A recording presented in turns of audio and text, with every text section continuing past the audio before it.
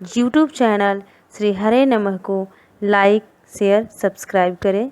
धन्यवाद। ठुकराता नहीं, लेकिन आपने विशेषतम धर्म पालन करने वाले अम्बरीश भक्त को जान लेना चाहा है, प्राणांत करना चाहा है।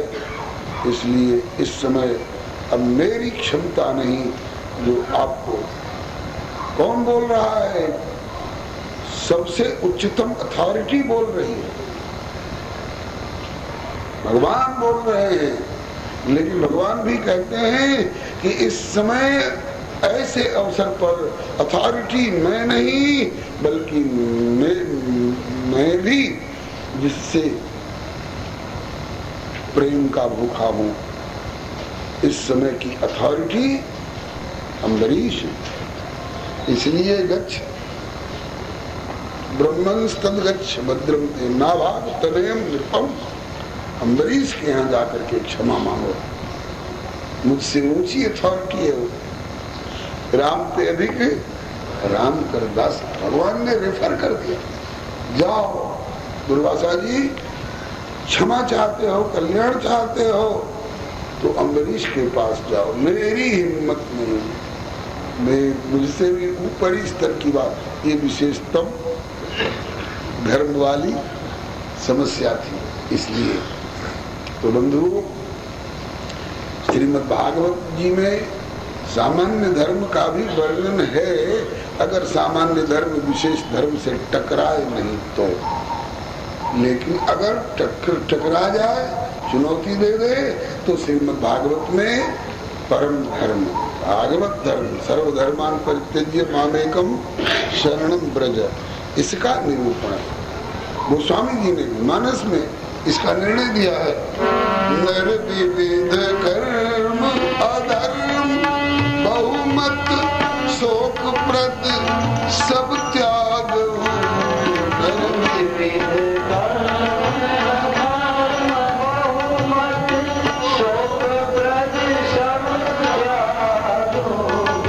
विश्वास करी कहदास तुलसी राम पद अनुराग, विश्वास करी कहदास तुलसी राम पद अनुराग। ये बलिया की घटना, बलिया के निवासी बलि महाराज गुरुजी सामान्य धर्म बता रहे हैं, धन बचाओ, धन बचाओ, संपत्ति बचाओ और नारायण को भगाओ, भगाओ। ताकि गुरुजी सामान्य धर्म की शिक्षा देकर के परम धर्म से मुझे वंचित करना चाह रहे हो। मेरा सौभाग्य है जो नारायण आए हैं याचक बन करके, आपने बता दिया ये नारायण है, इतने तक का तो एहसान मानूंगा। लेकिन ये कह रहे हो कि भगवान को भगाओ, मेरा फोटो लगाओ, मैं तेरा गुरु हूँ, गुरु आज्ञा करी ऐसी। तो बलि महाराज कहते हैं कि ऐसे गुरु लोगों को कलयुग में पनपने दीजिए। आज से आप भगवान से विमुख बना करके अपनी पूजा कराने की बात कैसे करने लग गए।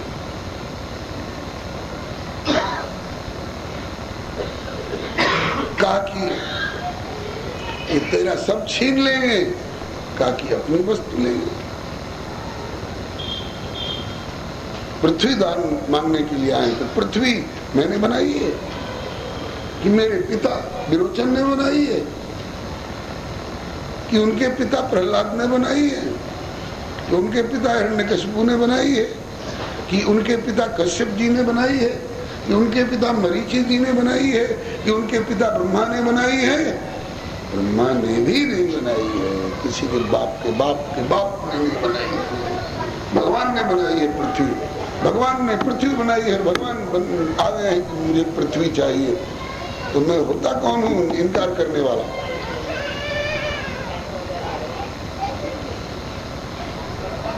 और अगर इनकार भी कर दूं तो क्या ये चले जाएंगे? जब संकल्प करके आए हैं कि लूंगा, तो ये चले जाएंगे ठंडे ठंडे। ये वही तो है, इन्होंने मेरे परवावा का पेट फाड़ दिया, चल, मैं दिन में मरू ना, रात में मरू ना, घर में मरू ना, बाहर मरू, सब उपाय मेरे पास है। मारेंगे 2 तमाचा, नहीं दूंगा, नहीं दूंगा। तेरे बाप की है धरती, तो तमाचा मारेंगे और छीन छान लेंगे, बताइए फिर कौन इज्जत रहेगी? इसलिए तो बढ़िया बात रहेगी, एक तो परम धर्म का पालन, प्रभु की आज्ञा अनुसार प्रभु को समर्पित करके।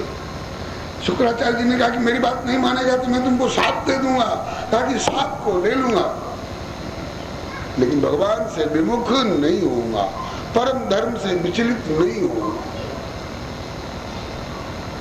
तो शुक्राचार्य ने शाप दे दिया, तो मेरी बात नहीं मान रहा है तो शीघ्र हो श्रीहीन, मूर्ख नहीं मानत वचन हमार, त्रिभुवना बन के भिक्षा लेने चले, सब जग के पालनहार।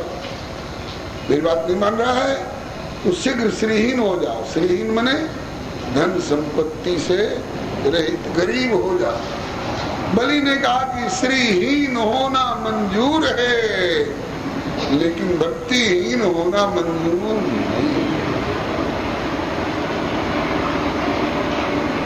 धन से रहित होना मंजूर है, लेकिन भक्ति और भगवान से रहित होना मंजूर नहीं।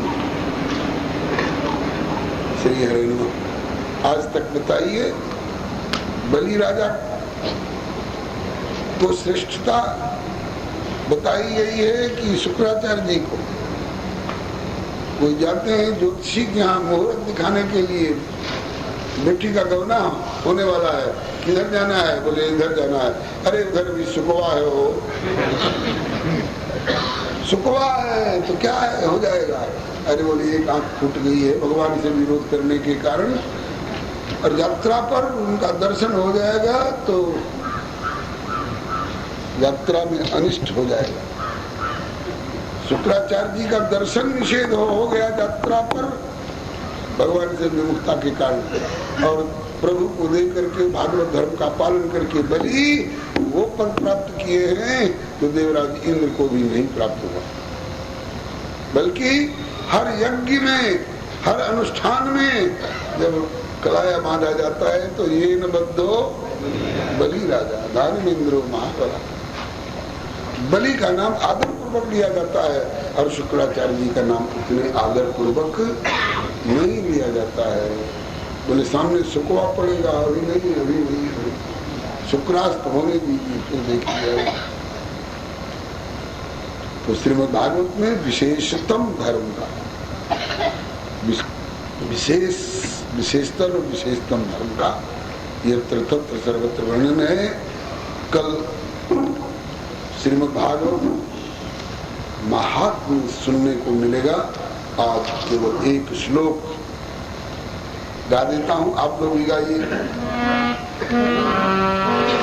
सच्चिदानंद रूपाय विश्वोत्पत्त्यादि हेतुवे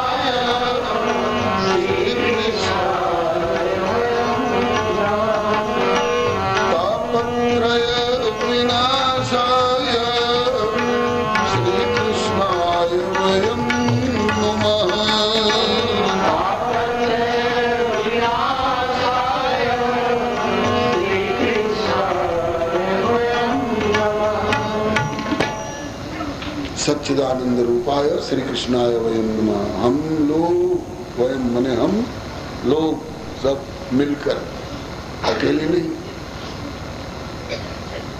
वयम श्री कृष्णाय नमः। हम लोग श्री कृष्ण भगवान को प्रणाम करते हैं। वो कैसे है? बोले सच्चिदानंद रूपाय, सत्स्वरूप है, चित स्वरूप है, आनंद स्वरूप है। और कैसे है? बोले विश्वोत्पत्त्यादि हेतवे यतो वा इमानि भूतानि जायन्ति येन जातानि जीवन्ति यत् प्रयन्ति विसंविशन्ति तद् विजिज्ञासस्व तद् ब्रह्म। परमात्मा जिनसे सारे विश्व का की उत्पत्ति होती है। यूट्यूब चैनल श्री हरे नमः को लाइक शेयर सब्सक्राइब करें। धन्यवाद। पालन संचालन होता है और उपसंहार भी जिनके द्वारा हुआ करता है। ऐसे सच्चिदानंद रूपाय श्री कृष्णाय वयं नमः, विश्वोत्पत्त्यादि हेतवे श्री कृष्णाय वयं नमः और तापत्रय विनाशाय श्री कृष्णाय वयं नमः। शरण में आने वालों के दैहिक दैविक भौतिक तीनों प्रकार के तापों को विनष्ट करके और शीतलता शांति प्रदान करने वाले भगवान को नमस्कार किया जा रहा है। श्री कृष्णाय वयं नमः कहने में ये कोई मत समझ लेना कि राम जी छांट दिए गए। श्री रामाय वयं नमः, नारायणाय वयं नमः। एक ही भगवान का नाम श्री राम, श्री कृष्ण, श्री नारायण इत्यादि सब है। इसलिए आज उपक्रम में एक श्लोक गा लिया गया और संक्षिप्त भाव कहा गया। इनकी व्याख्या प्रभु कृपा से कल की बैठक में होगी। श्री हरे नमः। गाओ गाओ रे प्रिया प्रिय आरती गाओ गाओ रे प्रिया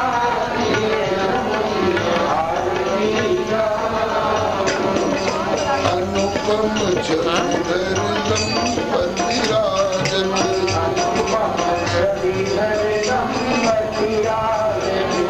नीलतीर्थ पट भूषण धारक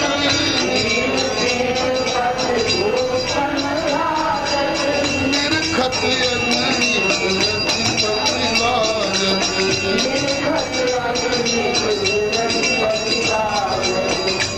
मन को फल पाओ प्रिया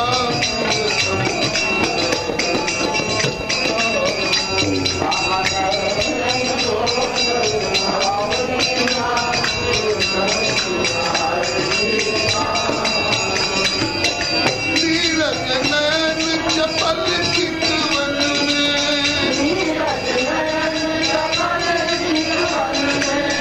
चंद्रवदन मधुरी मुस्कन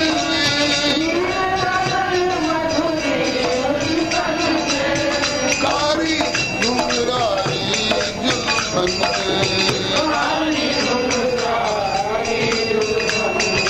अपनो मन जाओ रे प्रिया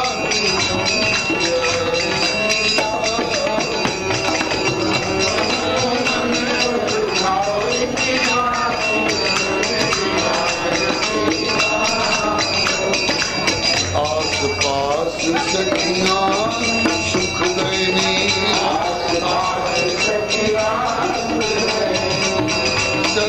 नव सप्त श्रृंगार सुनैनी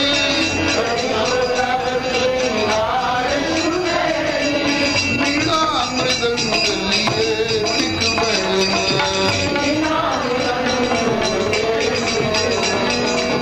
गाय सुराग सुनार प्रिया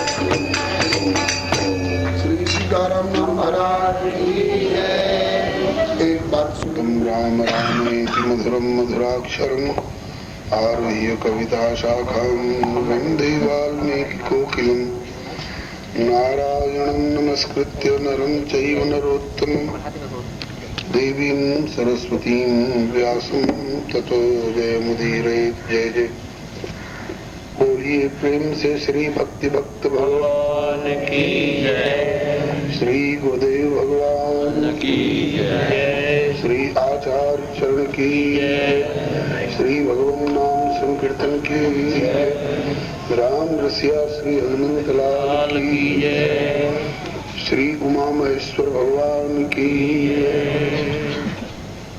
श्री गोस्वामी तुलसीदास जी महाराज की जय, श्री सिद्धाश्रम बक्सर धाम की जय, श्री बामन भगवान की जय, श्री गंगा मैया की जय, श्री चरित्रवन बिहारी सरकार की जय, श्री विश्वामित्र बाबा सरकार की जय, अपने अपने श्री गुरु गोविंद की जय, श्री सर्व संत वैष्णव भगवान की जय। सीताराम जय सीताराम, सीताराम जय सीताराम, राधे श्याम जय राधे श्याम, राधे श्याम जय राधे श्याम, सीताराम जय सीताराम,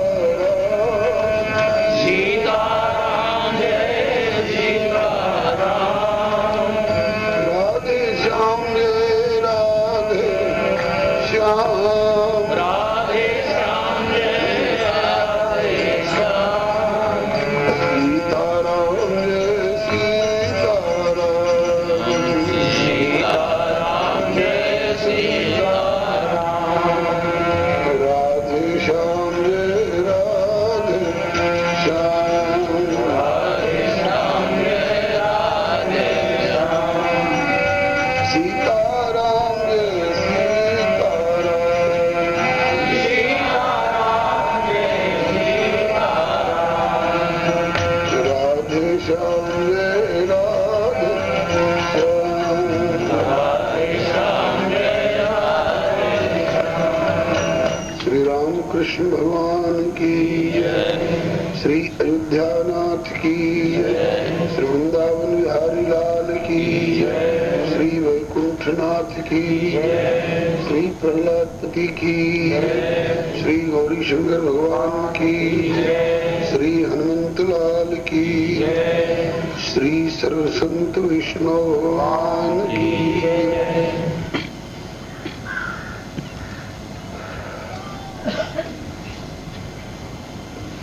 आप लोग आगे की जगह छोड़कर काहे बैठे हैं? रोज रोज तम फलम सुखमुखादम तद्रव संयुतम युवत भागवतम रसमालयम मुहुरहो रसिका भुवि भावुका।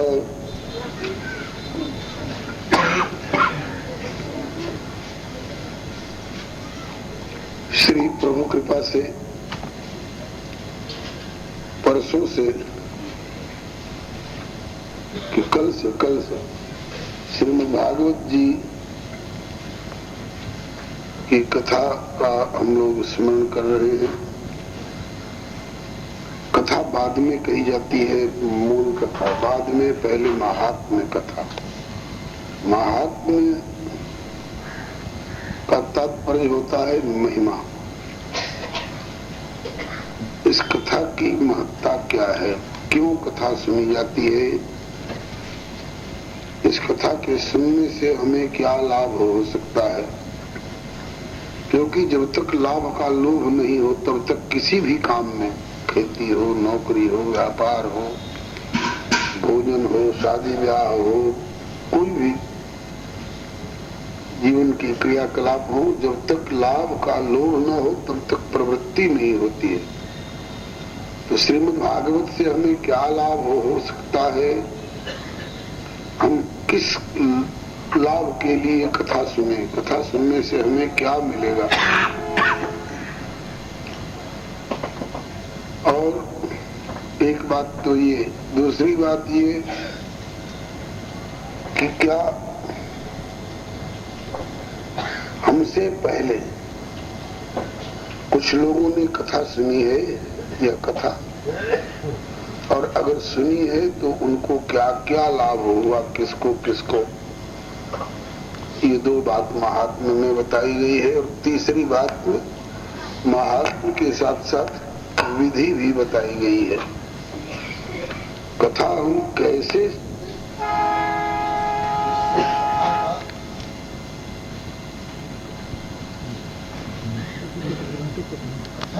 सुनी, इससे कथा का पूरा पूरा लाभ हम लोग प्राप्त कर आराम। कथा किस ढंग से सुने कि कथा का पूरा पूरा लाभ प्राप्त हो सके, उसका तरीका क्या है कथा सुनने का, ये सभी बात YouTube चैनल श्री हरे नमः को लाइक शेयर सब्सक्राइब करें। धन्यवाद। महात्मा में बताई जाती है। एक श्लोक आया है, मुह्यंत यत् सूर्य की व्याख्या के साथ कथा प्रारंभ करने की कृपा हो। ये बहुत आगे का श्लोक है, मूल का श्लोक है। मूल बाद में प्रारंभ होगा, पहले महात्मा कथा होगी। श्री हरे नमः।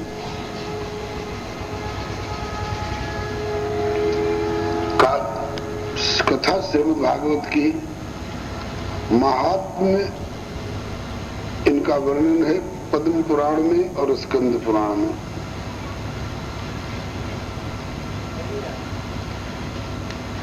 इस पर कोई जिज्ञासा करते हैं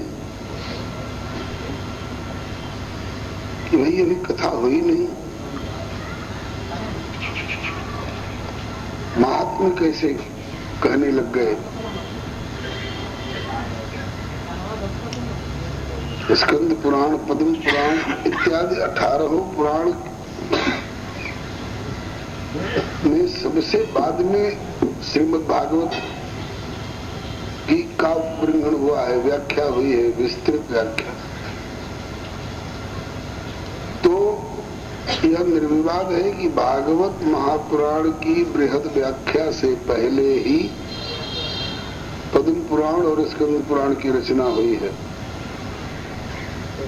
तो अभी भागवत की कथा प्रारंभ हुई नहीं, हुई कहीं नहीं गई, और महात्मा पहले कैसे कहा गया।